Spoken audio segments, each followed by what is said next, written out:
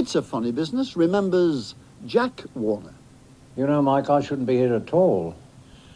When I was 6 weeks old, my mother called the doctor in because I was supposed to be dying. And the doctor said, you better get this boy baptized because he's on his way.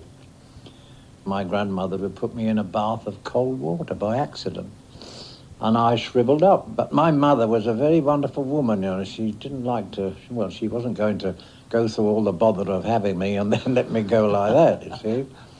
So I was too weak to feed from her breast, and she took the milk from her breast and put it in a sort of little pen filler sort of business with 1 drop of brandy, and fed me like that and brought me back to life. And as my well-meaning friends tell me, I've been on the booze ever since. I can't think of many other performers who've packed as much into their show business career as Jack Warner. Today, we're used to seeing variety comedians taking on roles in drama and soap opera. But I reckon Jack Warner must have been among the first to make that transition from comedy to serious acting. In catchphraseology, from Mind My Bike to Evening All. And for those of you who think that Dixon of Dock Green was all Jack Warner ever did, well, you're going to learn an awful lot over the next half hour as It's a Funny Business remembers Jack Warner.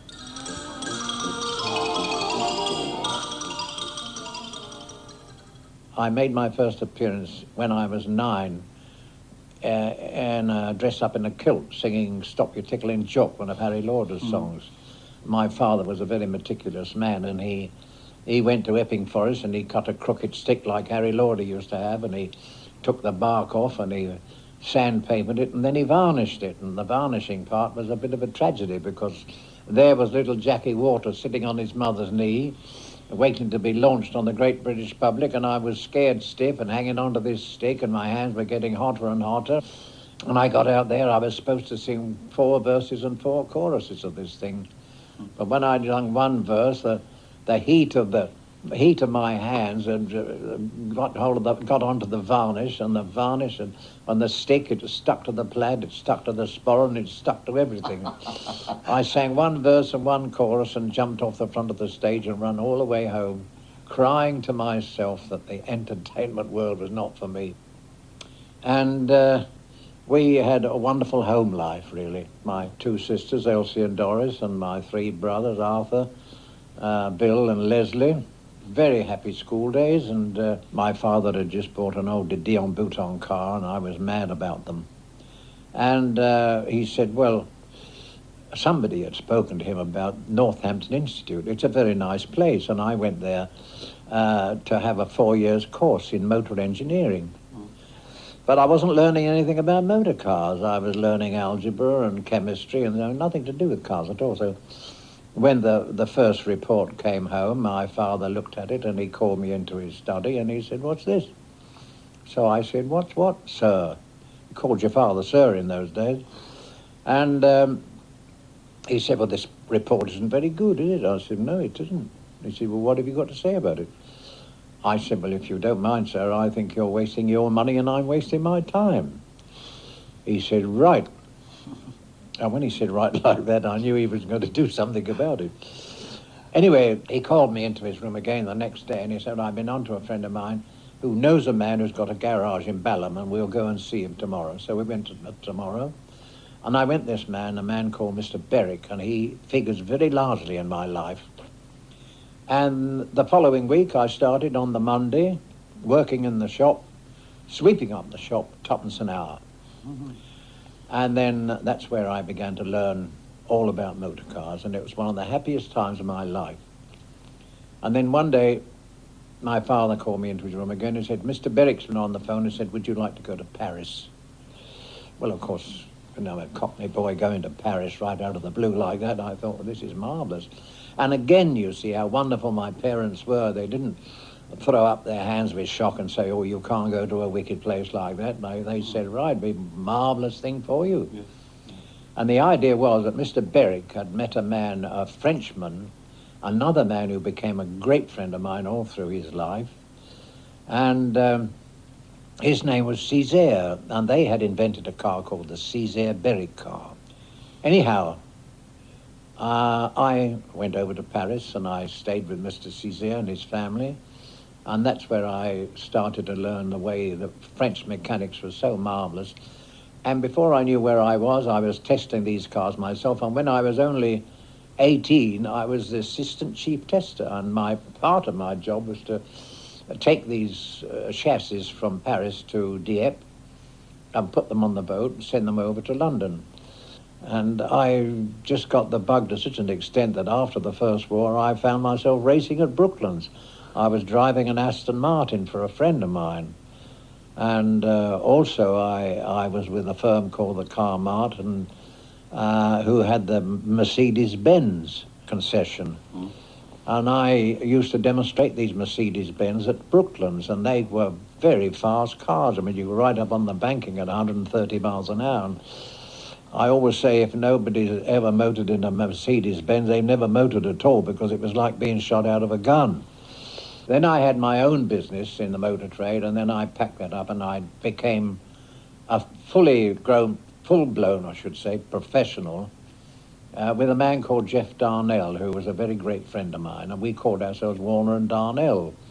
And these were practically my first real professional engagements, because we used to do the cabarets of Chez Henri and Casani's and the Piccadilly Hotel and places like that, Quaglino's, we did all that.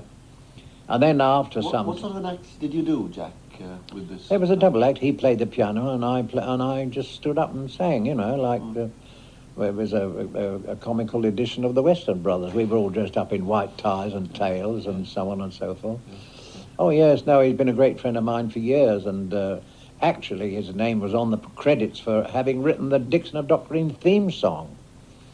When we started Dixon, I used to started off by whistling, Maybe It's Because I'm a Londoner, you know. And then I began to get letters after a couple of years of this. I began to get letters from policemen in Glasgow and Edinburgh and Manchester, and saying, don't forget that there's other coppers in other places besides London, you see. So one night, I was going to America at that time, and I thought of a song to go out there when I went to New York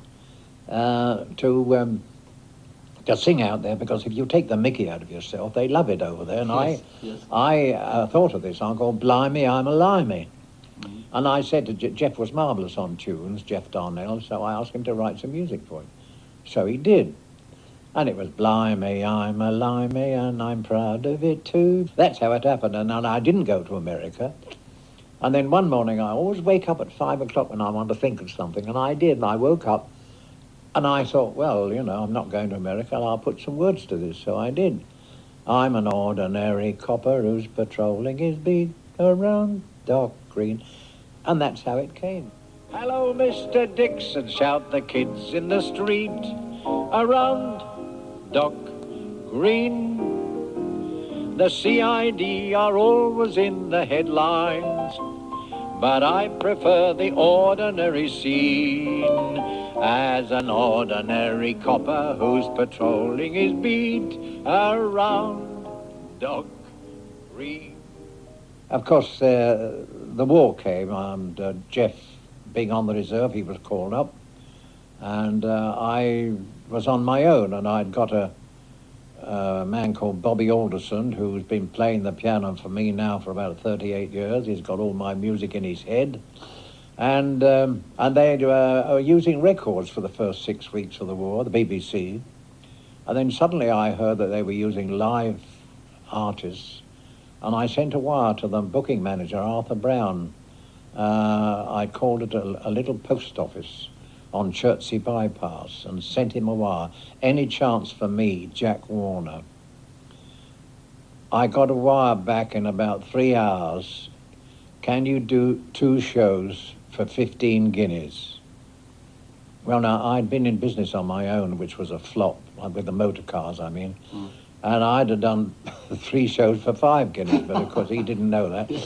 And I went down to Bristol. That's where the BBC were. And I did my 2 shows.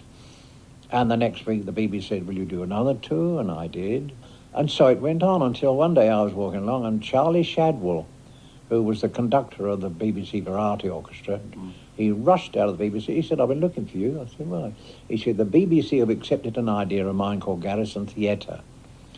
And we're looking for somebody to be a funny soldier. So I said, oh, like that, you see, this was the thing I've been waiting for all my life. Yes, absolutely.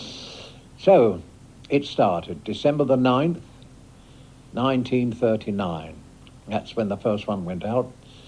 And I'd already worked it out that they wanted me to do a 6-minute spot, so it was going to be a monologue and then the famous letter from my brother Sid. Halfway through the show, they were overrunning.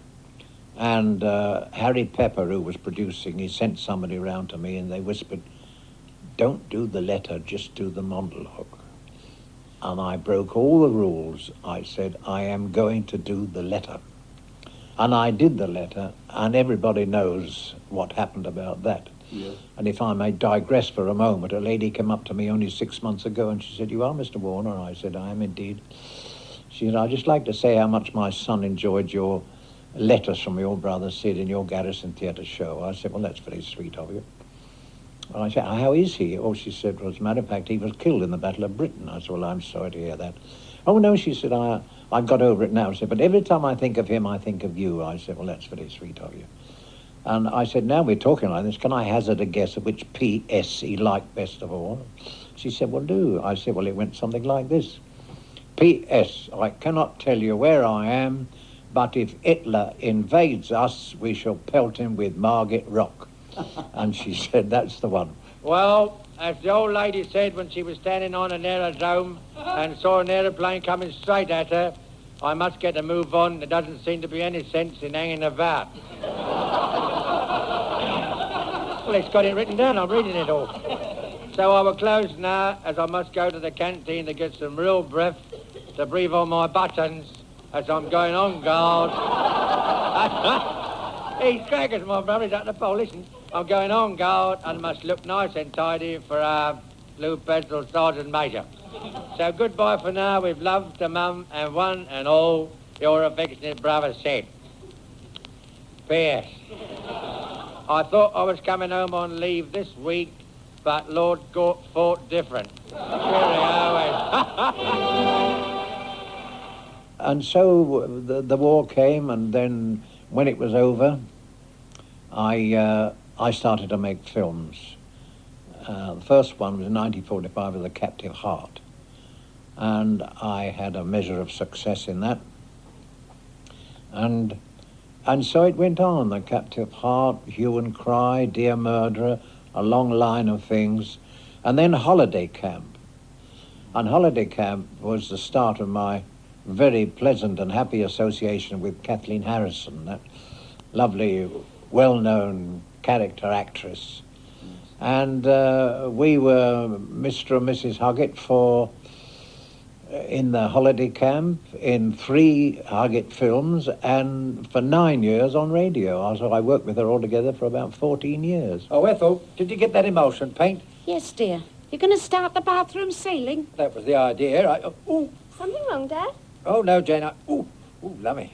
You just oohed again, Joe. Oh, just a pain, that's all, love, between the... between the shoulder blades. Oh, dear. You sure you're all right? Well, of course I am. It's nothing, Ethel. You ought to take something for it, Dad. Yes. How about some bicarbonate? I just took some. Oh, well, did it do you any good? No, gave me indigestion. And then, of course, came the great day when Sir Michael Balcon said to me, would I like to be a policeman in a film called The Blue Lamp?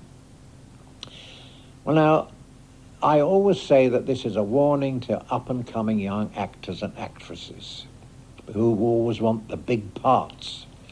I read the script of The Blue Lamp and I realised that I would be shot dead and disappear after 30 minutes.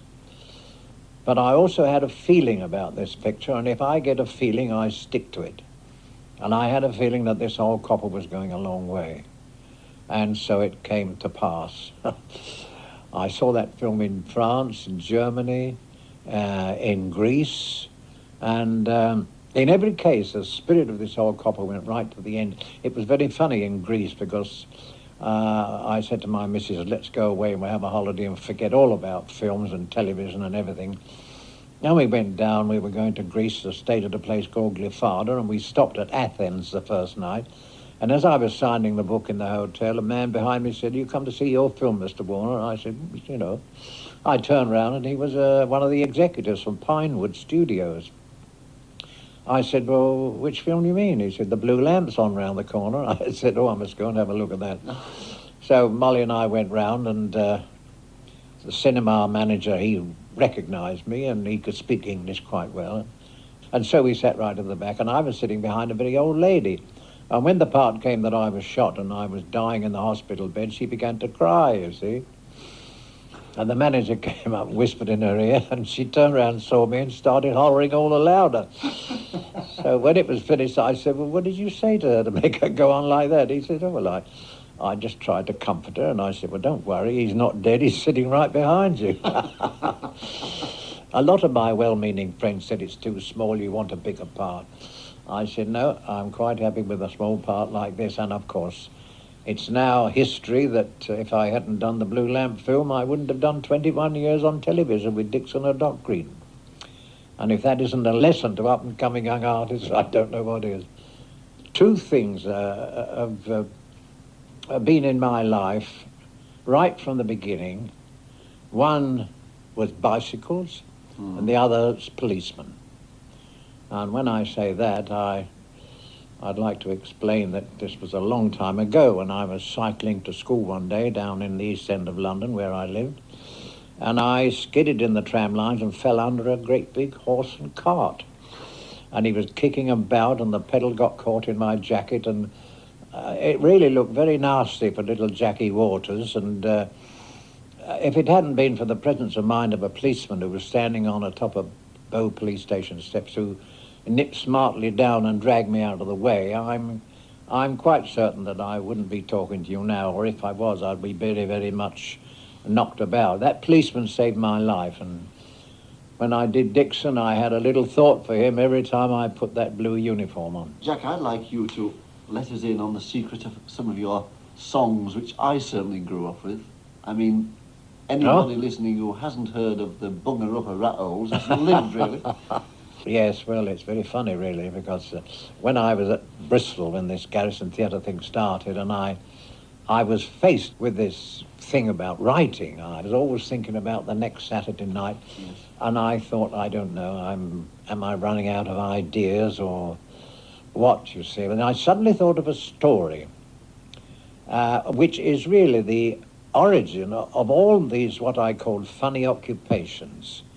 And this funny occupation was a bunger up at rat holes, you see. And the story is two old farmers talking, and one said, "You're looking a bit miserable today, Harry boy, what's the matter with you?" "Oh," he said, "I got rats all over my farm." He said, "I can't get rid of the bastards." "Well," he said, "you want to get a dog or a cat or a trap or some poison or something?" "Oh, no," he said, "I tried all that." "Well," he said, "there's only one thing to do, Harry, son." He said, "You better bung their holes up." "Well, what?" He said, "You bung their holes up." He said, "You've got to catch them first." And that was the gag? That was the gag. That was the very beginning. And I gave you the idea? must say that I was rather ashamed of it, but it took me 7 years to tell one of my brothers, and he nearly fell over laughing. I'm a bloke what bungs up rat holes. I am really. I'm a rat hole bunger up a two and all. When I speak at rat holes, I don't mean babies' rattles. I mean holes what's bored by rats right through the wall. Now, I've had and heard some narrow squeaks in my time. Though I don't look brave or very fond of strife, still, all the time there's rat holes, there'll be bungers up a rat holes. So it looks as though I've got a job for life. That started off the funny occupations, because there's been all kinds of others. I mean, there's a thumper and a flattener of feathers, and a caster up of alabaster plaster, and all these kind of things, you know, ripper off of brass rails off of roundabouts, and a rubber up and rounder off of wrist holes, and, you know, it goes on, you see. I've got about 100 of these things. Now, a man I know a very funny kind of job enjoys. It's where they're making shuttlecocks and other feathered toys. His job's to bend the feathers so they stick a certain way. And this is what he told me when I saw him yesterday. He's a thumper and a flattener of feathers. He's a feather thumper, that's the job he's at. 'Cause when a feather furls up and when a feather curls up, the feather thumper thumps the feather flat. Now the feather thumper feeds the feather fixer, and the fixer fixes feathers that he's dumped. But the curled ones he refuses, so the feathers that he uses are the feathers that the feather thumpers thumped. Got it? Jack, when I was a young lad, I always remember your bill matter, which was Jack Blue Pencil Warner. Oh, yeah. And it fascinated me about the blue pencil bit. That was the question of these letters from my brother Sid. Of course, they were always censored, you see, by the army. Oh, I see. And that's what I used to see, well, blue pencil this and blue pencil that, you know. And that And that was the origin of the whole thing, that I was, any time I wanted to use a naughty word, I just said blue pencil, and that's all it was. fantastic, that. I know, and it's just another one of those things that caught on. Yeah. Another thing, this mind my bike thing, you know, Yes. I used to think up a different way of making an entrance every week, you see. And one day Harry Pepper said to me, well, how are you coming in now, Jack? I said, well, this week, I said, I'm going to do one of the most stupid things, or make it seem like it, riding down the stalls on a bicycle. And Harry Pepper, he didn't bat an eyelid. He said, oh, that's good. He said, I've got a bicycle bell and a hooter in the prop box. And that's how it started. And from ever after that, Oh, you were part of the bike. I absolutely part of it. After about 6 weeks, I got fed up with it. I said, well, I stopped saying it. God, I had about 3,000 letters. Why have you stopped saying it? I only had one derogatory letter from a gentleman who wrote with a very posh address. Dear Mr. Warner, your programme is enjoyed by me and my family, and it has been right from the start.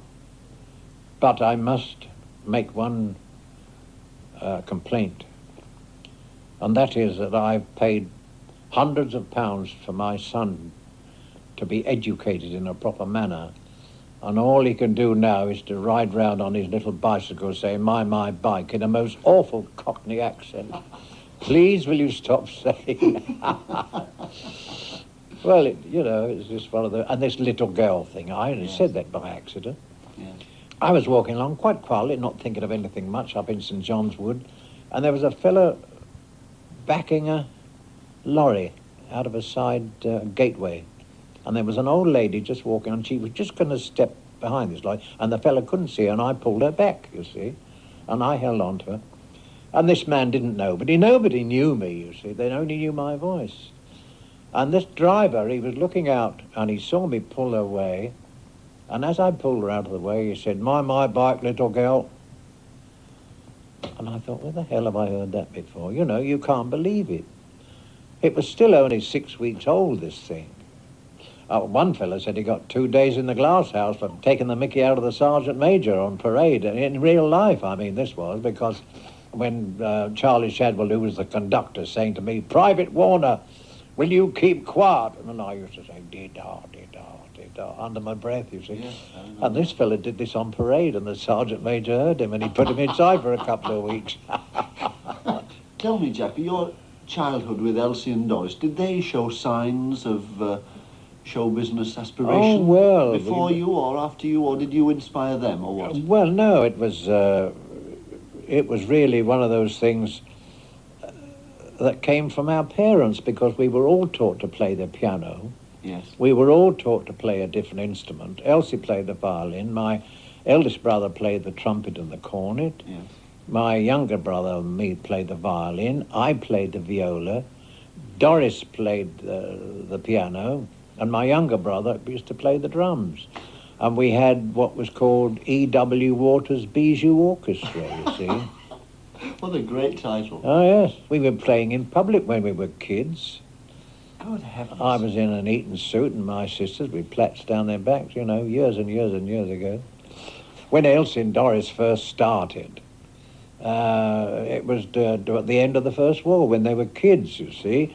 And Doris was playing the piano, and Elsie would play the violin, and then Elsie would play the piano, and Doris would tell stories and sing and do impressions, you see. Yes. And of course, I think it was in the late 30s. They went to record one of their musical items, and while they were waiting for this recording to go on, they were rehearsing a little bit of funny nonsense they did that they were going to do privately, you see, Yes. which was Gert and Daisy, you see. And when they'd finished this, the recording manager, Oscar Preuss, he came in and he said, "What was that you did?" "Oh," he said, "just a little sketch we're going to do tonight." He said, "I'm going to record it." He recorded it. A violin went under the sofa, and that was the end of it. That's how Gert and Daisy were born. Off to the races. Yeah, after the races. Yes, exactly. Let's have a look at you. Is your face dirty or is it my imagination? Well, my face is clean enough. I don't know what your imagination's like. And look at this. What you got your gas mask for? Mr. Morrison said you needn't carry it when you're at home. Well, lovely, I've got to get me shopping in something, haven't I? The row I've had with that fishmonger, Gert. Now, you just look at this. What's the matter now? Oh, dear. There you are. Smell it. Oh. Isn't it awful? Oh, dear. It is a bit on the turn, isn't it? On the turn? I mean, it's halfway up the straight. Give it away, Daisy. Dear, oh dear. Look here, don't bother about that. I got something funny to show you. Have you? Yes, in this book. You know, these people must be balmy, Daisy. Listen to this, look. Answers to correspondence. Tell Auntie Bertha all about it. Dear Auntie Bertha, I've been walking out with my young man for 20 years. Do you think it would be right for me to let him kiss me now?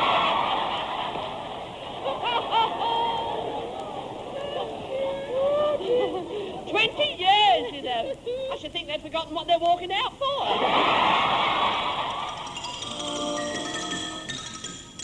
Oh, marvellous stuff. And I think Jack would have approved of Gert and Daisy topping the bill on his own programme. Well, sadly, next week is the last in this particular series. But we're going to remember a giant. Without doubt, one of the funniest men this country has ever produced. Eric Morecambe. So until next week, this is Mike Craig saying thank you for listening. Bye-bye. Dee-da, dee-da, dee-da. Good night, all.